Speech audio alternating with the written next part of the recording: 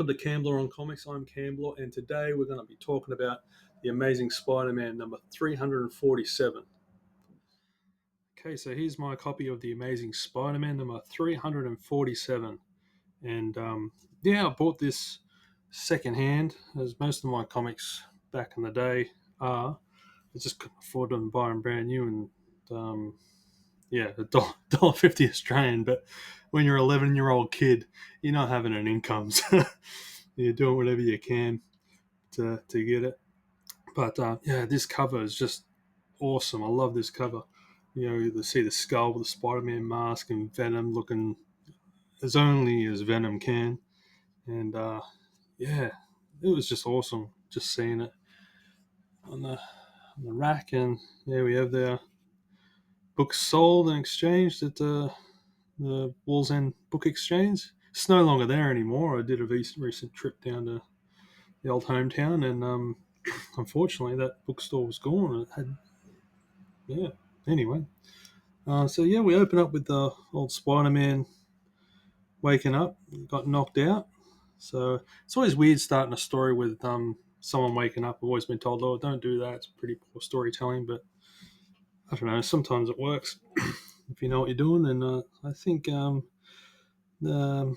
the team here knows what they're doing. So he's cold, quivering, shaking, teeth chattering, cold, which doesn't seem all that unreasonable, since his last memory is being cryogenically quick frozen in an experimental lab courtesy of Venom. But as he swims back to consciousness through a chill, vision blurring haze, he has one question: if he's so cold, how come he's sweating? The sun searing, hot as August, thawing me out. Waters, waves. Have to concentrate, focus, get to my feet, and sand, a beach. This can't be Yonkers. Where the blazes am I? Why, you're in paradise, Spider-Man. Can you think of a better place to die? Now, wow, that is just awesome art. And this is a killer episode, killer issue. And I wish I could draw Venom like that. I might give it a go one day. But we got Venom leaping out of the trees, and he's going to monologue. And basically, we're going to say, all right, well, no one can interfere anymore. We're going to have a fight to the death. So, and of course, Spider-Man gives him the old squirt to the eyes. So it's a bit of a different environment for Spider-Man, which is pretty cool. Instead of having the advantage of buildings and whatnot to swing off, he's just in the jungle, so he's got to use his wits. So, here we go.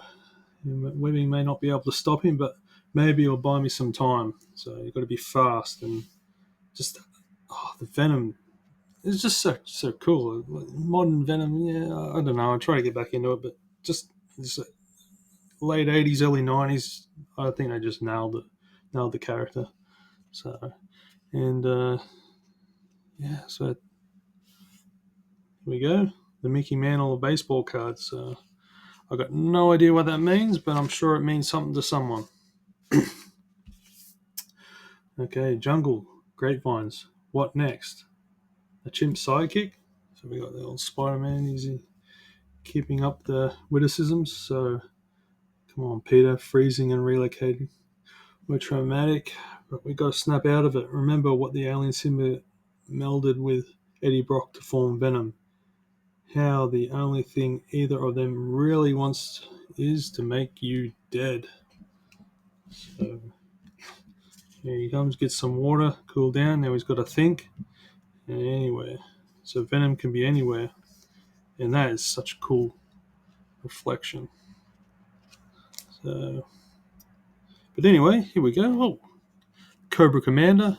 I never got that mask of Cobra Commander. I was always like, I prefer the metal shield, the reflective shield, face mask. But anyway, that's just me. Here we go. Venom camouflaged as water, just pulls him down. And then we got a bit of an interlude back to Mary Jane Watson Parker. So I wonder what she's up to now. Anyway, who cares? Because Venom's underwater punching the piss out of Spider-Man. And once again, this is just such a cool action shot. You see the water bubbles beating off. Still got the whole aesthetic of the camouflage of the water. And yeah, he's just knocked out. Just grab a log and splunk. And then we go, Double Dragon 3. Hell yeah. Okay, so Spider-Man's wailing away with a log. And then sling a web and get the hell out of there. So he can taste Peter Parker's blood on him. So he's pretty happy with himself. You can tell by his big shiny smile. And who wouldn't want to smile? You get that. So, geez, there's some bargains here. 50 cents each, $1 each. Yeah. Wow. I only get a time machine and go back and make some investments. But, yeah. Anyway, but I digress. So here we are. We got Spider-Man coming to an abandoned mining village. So he's got to think fast because his life depends on it. All set now. He's set up a trap. So you just have to lure Venom. And he's always found him. There he is there with a big smile. He's one happy lad. And branch. Prefer a bit of a whammy, but either way, as usual, he doesn't trigger his spider sense, so he blends in anywhere. He doesn't stand a chance, so he just has to make a chance. So he's running away. He knows that Venom's not as nimble as him, so he won't jump over the innocent man of dirt. And then, whammy, some Boy Scout shit. So anyway, they'll give him a chance to show him some of his strength, and boom, whack him with the door. And nuts. And it's Venom's turn now. He's got his cheeks apart. Spread it out. He does his squats and thrusts. So yeah, he's pretty fucking jacked. But I digress. So anyway, nice strategy. But Venom's just going to pick up a truck and just. I don't think that's been 3D rendered. But anyway, it's all sketched out. Moving targets are fun. Oh, barely got his out of the way and then sunk into an old abandoned mine shaft. Here we are. So I think he knows what that disaster Venom was talking about. So all the mining gases. So, yep, the gas. This place is full of it. Must have exploded. Started a cave in. Have to get out of here or I'm dead. Once again, Venom's right on his tail. So here we are. Another interlude. And who we got here? Well, who cares, because Spider-Man's in trouble. And wow, the artwork just awesome. Can't imagine why. But anyway, as a kid, you're like, oh wow. But then get back to the action. So Spider-Man's on his own. He's got to get himself out of this snag. Come on down. Just for that. So he's got Venom down the hole. And just for that, he's going to eat his lungs. So that's nice of him. Better conserve his webbing. He doesn't have any recharges, so the boat, Venom said, we're close to shipping lanes. All he has to do is use his spider strength to swim out. And trapped. Brock sent his symbiote substance under the sand like he did on Long Island. So you go back to all the way to Amazing Spider-Man 317, which I don't have, but you can go out of your way to find that one and let me know in the comments how Eddie Brock did that, which I assume was exactly like this. But okay, so he's trapped Spider-Man and he's just going to pull him straight towards him, and he's really happy about that. And Eddie Brock's been working out himself, so good for him. Yeah, maybe I'll latch onto that tree behind him and give it a yank, and boom, whammy, off we go. So he's throwing Eddie Brock flying. Oh, sun's going down, twilight in the tropics. I wonder if I'll survive the night. So here we go, another interlude. So we got old Aunt May. Not quite as good as the movie Aunt May. I don't know. I do prefer Marissa Tomei as Aunt May, but who doesn't? Okay, so Aunt May's keeping herself busy, so we just leave that as it is. Okay, so we got Spider-Man creeping through a graveyard, and he's down to his last webbing. So what has he found? Oh, he found a skull. So there's a bit of a light over there, jungle. So easy, boy. This isn't a Stephen King novel. I have to confess, I've only read like one Stephen King book, and that was On Writing. So I haven't read his actual stuff. So don't tell him that. But one day I'll get around to it. Okay, that light could be your salvation. Might mean there's someone else on this island besides Venom, right? Like my luck should change. Eddie's just taking a breather while the alien keeps watch. Face it, Pilgrim. They're implaceable. There you go. There isn't a thing that will keep them from coming after me. Wait, I forgot. There is one thing that will stop them. The one thing they really want. My death. Death. Sorry, I can't speak. I mush mouth. But I'm having fun. I love these comics, man. And if you do too, let me know in the comments. So, all right, we got an hour has passed, filled with preparation, and followed by.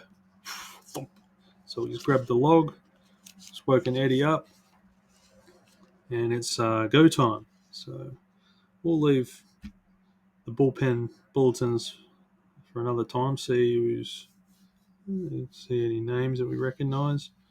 Might be interesting to go back in time and have a read of that. But right now, Eddie's on a mission. So the wall crawler knows fire repels you, probably thinks to use it against us. And that will be the last thought he has before he squishes his brain into crimson grease. Okay, everything rides on Brock's insanity, the rage it produces. I've got to keep him angry, reacting instead of reasoning. And I just hope those reactions are consistent with his past behaviour. Last my webbing. Not that it matters, because if this doesn't work, I won't be getting a second chance. Ugh, sticky, holding us back. That's not nice. The claws and the webbing and the frustration on the face with all the slime. Ugh. Anyway, so he's just going to pick up a van and he's just going to toss it all the way. Oh, dead on. We hit him. Torch falling under the ground. Wham! Ah, yes, the mine, the gas, the torch. And there he is, happy as a pig in shit. His grin is ghastly, made all the more so by the thick drawl of satisfaction. An emotion that swells even as, the next morning, the gas-filled flames finally fade. Charred bones, scraps of costume, a melted web shooter. It's true, sweet Providence, we did it. Alas, Spider-Man, bane of our existence, you're dead, you son of a monkey. Yeah, look at that. Another ship, about time, been treading water for hours. Tossed my costume and web shoes into that mine crater, then wedged the torch on a branch above it.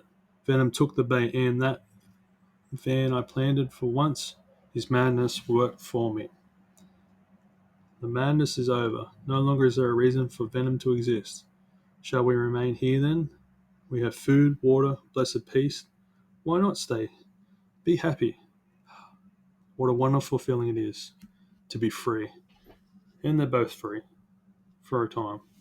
So that was.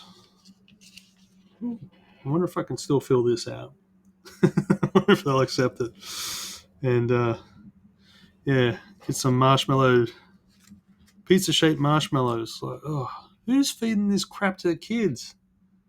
God, sweet zombie, Jesus. And there we go. As usual, Dungeons and Dragons. Can't get away from it. It's everywhere. But there we go. The Amazing Spider-Man number 347. And man, the artwork in that is just fantastic. I kind of miss this era, and I don't know, like there's just the. I mean, like, look at that. Like, does it get any better than that? Probably, but I haven't seen it. And I don't know, just the feel of the paper, and when it sort of went to that glossy computer generated backgrounds and effects, I don't know. I just sort of miss this style. I don't know. Maybe it's just me. Maybe I'm old. Maybe it's Maybelline. Who knows? Anyway, let me know your thoughts, and yeah, I'll catch you in the next one.